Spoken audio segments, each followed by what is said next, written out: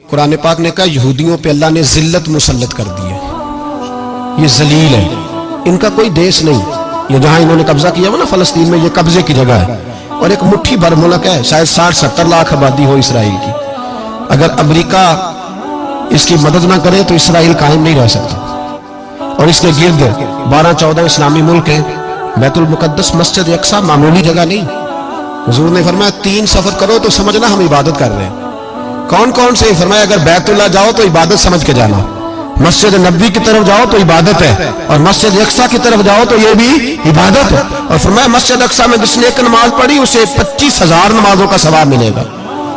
یہ وہ مسجد ہے جس کے ساتھ معراج شریف جڑا ہوا ہے۔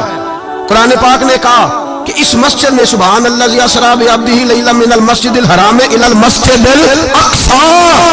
مسلمانوں، قرآن کہتا ہے کہ تمہارے معراج کی شان رسول پاک کی مسجد اقصی سے جڑی ہے۔ جس محبوب کو رب معراج کرائے تو مسجد اقصی میں لا کے کرائے۔ وہ جگہ معمولی جگہ ہے، وہ معمولی جگہ ہے مسجد اقصی۔ نبی پاک نے وہاں نبیوں کی امامت کرائی، 17 مہینے اس مسجد کی طرف منہ کر کے تیرے اور میرے رسول نے نمازیں پڑھی۔ چھوٹی جگہ ہے اور پوری دنیا کا مسلمان اسے چاہیے شرم سے گڑ جائے۔ ایک امریکہ کا صدر بول کے کہتا ہے کہ اسرائیل کو اجازت ہے اسے دارالحکومت بنائے، اور مسلمان حکمران بیان دے رہے ہیں ظالموں، لٹیروں، تم اپنی سیاستیں چمکانے کے لیے پہلے ایک دوسرے کو گالیاں دیتے ہو، پھر اکٹھے بیٹھ جاتے ہو نمبرنگ کرنے کے لیے۔ تم دین کے اس مسئلے میں سارے اکٹھے کیوں نہیں بیٹھے؟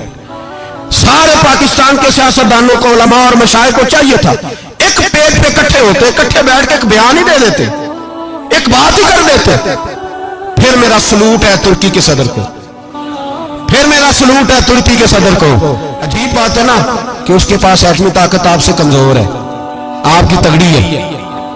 اس کے پاس جو فوجی طاقتیں ہیں وہ اپنی جگہ پر، آپ کی فوجی طاقتوں کا لوہا مانتی ہے دنیا، لیکن پھر مجھے کہنے دو نا، میدان میں بندہ ایٹمی طاقت سے نہیں لڑتا، ایمان کی قوت سے لڑتا ہے۔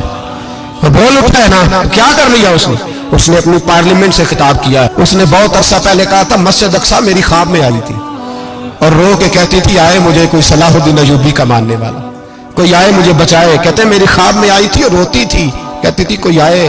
اور ایک شاعر نے کہا ہے مسجد اقصی نبی پاک کو بھی بلاتی ہے، کہتی ہے ایک بار پھر طیبہ فلسطین میں آ، راستہ دیکھتی ہے پھر مسجد اقصی تیرا، ایک بار پھر سے طیبہ سے فلسطین میں آ، راستہ دیکھتی ہے پھر مسجد اقصی تیرا۔